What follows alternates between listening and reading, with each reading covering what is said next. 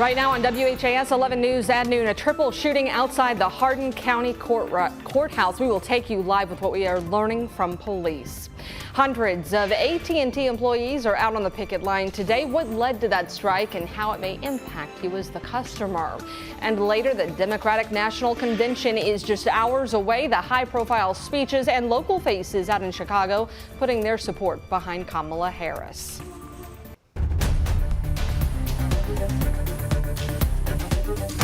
Thanks so much for joining us here on this Monday. I'm Brooke Hash. It is our top story here at noon. A deadly triple shooting in Elizabethtown, just outside the Hardin County Courthouse. E-Town police said that shooting appeared to be targeted.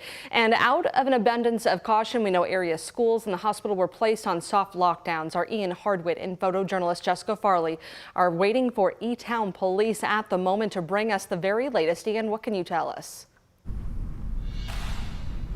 I can tell you right now, the reason we've been waiting, the chief of the E-Town Police Department says, is there was some development in Western Kentucky. We're not exactly sure what that is at this time. What we can tell you is that 3 people were shot. We're not sure what the condition of those 3 people is.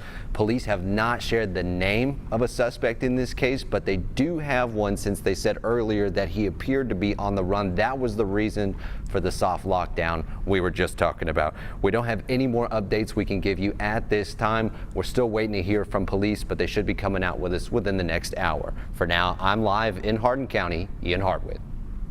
Ian, thank you so much. Meanwhile, today the governor, Andy Beshear, spoke on that shooting. He took to X and said, quote, "Please join Brittany and me in praying for everyone affected by this senseless act of violence." We will continue to follow the situation and share those updates on air and online at WHAS11.com.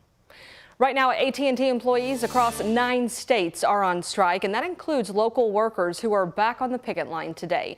The Communication Workers of America union said it is protesting what it calls unfair labor practices. Our Alexander Goldberg and photojournalist Aspen Hester spoke to union leaders and some of the hundreds of local employees affected about what pushed them to strike. Communication Workers of America are on the picket line. We just want somebody from AT&T that could help us, come to a working agreement. The union says AT&T management is not bargaining in good faith, so they filed an unfair labor practice charge with the National Labor Relations Board. All we're asking for right now is show up to the table and be able to bargain. Carolyn Kane, a union leader, claims AT&T is surface bargaining, meaning representatives don't have the authority to make decisions. So we need someone at the table who can actually call the shots and actually make a decision. AT&T says the union's claims are not grounded in fact. In a statement, AT&T says in part, quote, "We're disappointed that union leaders would call for a strike at this point in the negotiations, rather than directing their energies towards constructive discussions at the bargaining table. This action needlessly jeopardizes the wages and well-being of our employees."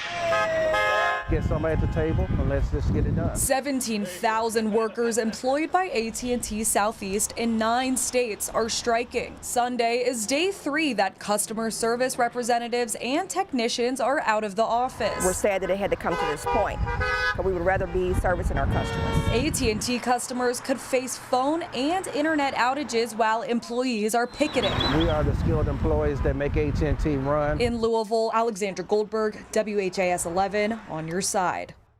Now, the president of CWA Local 3310 said their 5-year contract expired earlier this month, but members have been negotiating since June. The union also noted these kinds of strikes usually don't last more than 5 days.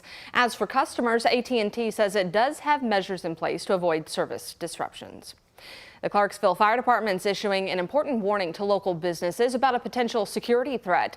Chief Brandon Skaggs said thieves are calling businesses claiming to be fire marshals and instructing employees to send interior photos of their businesses, including the entrances, windows, and office areas. The thieves claim it is part of a safety check, which Skaggs said will never happen over the phone. The chief said across the country, these scammers are using this information to commit burglaries when businesses close. The Blue Oval SK plant in Hardin County will not be a union when it opens next year. That's according to Kentucky's Governor Andy Beshear. Yesterday on CBS's Face the Nation, he said when the Blue Oval SK plant opens, it will not be unionized because of an agreement reached between Ford Motor Company and the United Auto Workers.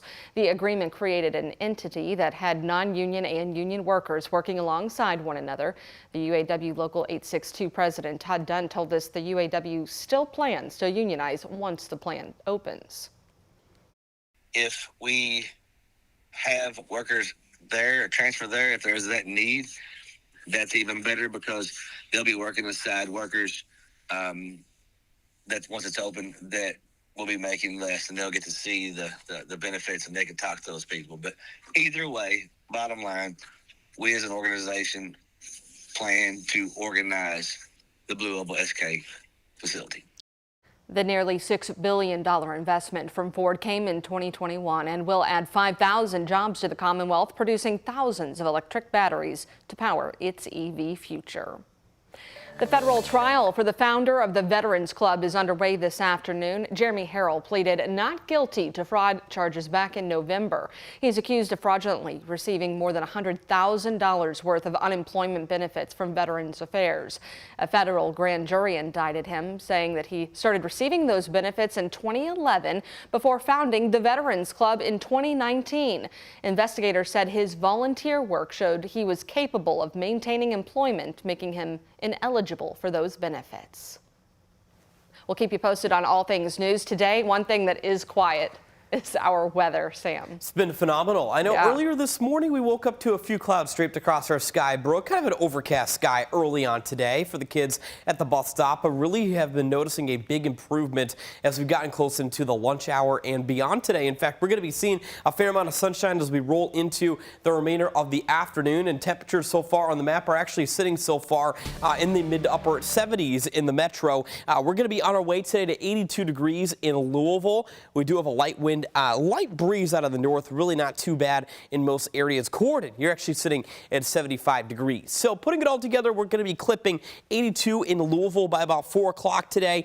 And it's all due in part to the amount of clouds that we're going to be picking up as we get you into early to mid-afternoon. But just what the meteorologist ordered, it's going to be a great week ahead of us when it comes to that forecast. We do have drier air beginning to filter in from states to our north, and that's going to be continuing to pump in gorgeous conditions each and every day this week. So pleasant through the course of midweek. In fact, we're going to be hitting the upper 70s in Louisville by Wednesday when it comes to the high temperatures. So we're going to be noticing kind of crisp, cool, early fall and late summer type conditions. Unfortunately, though, due to all the dry weather, a drought is beginning to develop across the board. I'll actually be talking more about how the drought monitor is looking and just how our temperatures fare day by day this week. All right, thanks so much, Sam. That Hardin County newshour is taking place right now, so we'll keep you updated on what's said. Meanwhile, the Democratic National Convention begins today in Chicago. More than 4,000 delegates will convene to formally nominate Vice President Kamala Harris and Minnesota Governor Tim Walz as the party's presidential and VP candidates. And we just learned this morning Governor Andy Beshear will be speaking tonight. Our senior reporter Isaiah Kim Martinez and senior photojournalist Alyssa Newton are in Chicago right now with what to watch during the 4-day event. We've seen dozens of Secret Service personnel make their way to the United Center. You see the gates there. Security and safety is the top priority as we await many high-profile speeches from big-name politicians here in Chicago. I just got here today, but I'm already fired up and ready to go. Governor Andy Beshear already inside the United Center in Chicago Sunday, just days ahead of Democrats officially nominating Kamala Harris as their presidential nominee. How you doing, sir? Pretty good. All right. And just outside the center, the buzz is building. Where you from? Chicago has hosted more U.S. presidential conventions than any other city. Did you see a design yet? Travis Morris comes from a family of politicians. And I'm here as a businessman, but also because this is what I really believe in. But selling these shirts for him is personal. She's a black woman trying to represent for the whole country. Mark Daniels traveling hours to share his message. I have an opportunity to change the world. Is that energy enough? So it's that big? Yeah. We're not exaggerating there. No. I love it. We also saw the intense preparations, law enforcement lining the streets downtown. We're really proud to be on the front lines of that, and Kentucky has a great story to tell. Kentucky Democratic Party Chairman Coleman Elridge believes no matter what, weeks of national attention made an impact regardless. He says he put Kentucky on the map with the national attention. Do you believe that, and why? I do believe that, and I think if you have to look at where we came from. For so long, it's been the Mitch McConnell, Rand Paul, whoever show. Kentucky Democrats for years have played the underdog role against a Republican-controlled legislature. They continue to look toward Beshear to help turn the tide. He's going to do whatever he can do to make sure that we are taken care of as the Commonwealth. Indiana Delegate Adam Dickey of New Albany also speaking to us. That sometimes when you're an underdog, you've got to be a little bit more scrappy. You've got to really put up a lot more energy into the politics of the day. Isaiah Kim Martinez, WHAS11 on your side. Keynote speeches begin at 6:30 this evening. While the official schedule has not yet been released, Democratic National Convention officials have confirmed President Biden and First Lady Jill Biden will speak today. Former President Barack Obama's appearance is set for Tuesday. Isaiah and Alyssa will be bringing us more from the DNC. Their coverage from Chicago continues today at 4 o'clock. As Democrats merge in Chicago, former President Donald Trump is focusing his attention on the battleground state of Pennsylvania.